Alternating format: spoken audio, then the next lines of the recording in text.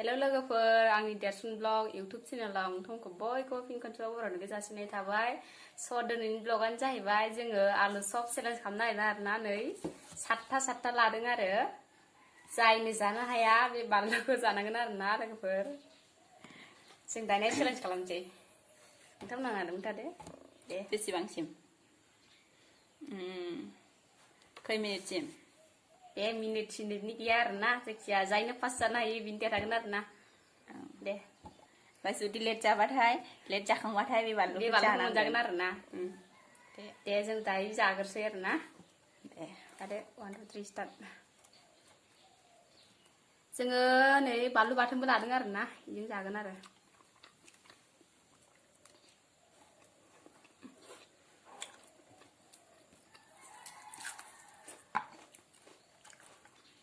बानलु बाथोनखौ जाजोबनांगोन दे जाजोबनांगोन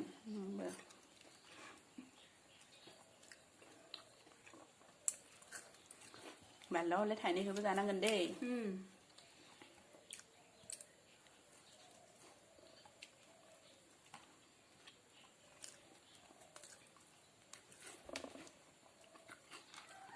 जाजोबथारबाय माथो बानलु बाथोनाबो जा बानलु गोसाखाना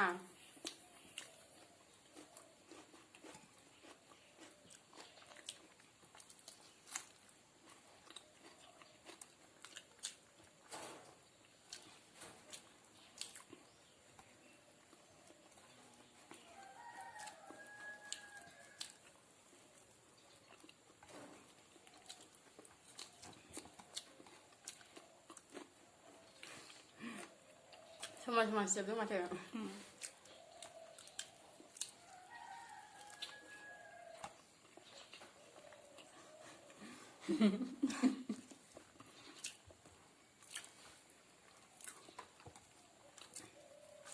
आंसो बानलुखौ जानो मोनसिगोन नामा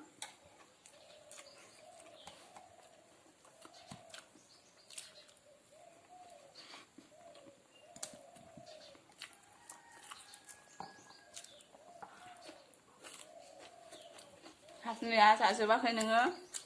जाजोबनो होननाया आंखौ जाजोबनांगौ आरोना गावहानो जाजोबनो होनोना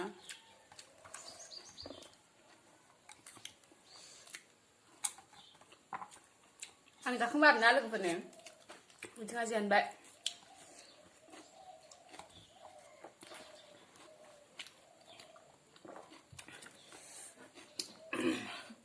बिथाङा जेनबाय आरोना लोगोफोर दाना बे बानलुखौ मोनजासिगोन बियो इमान गोसाखौ माथो जाना दे दानिया बानलुखौ जादो दायो बानलुखौ जादो नोङो बानलुखौ जादो इखौ आं इखौ माथो जानो हा बिथाङा जेनबाय बिथाङा जादो आं हाला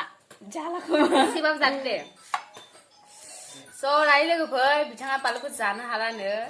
जोंनि ब्लगा एसेखिनियानोसैमोन लोगोफोर बाय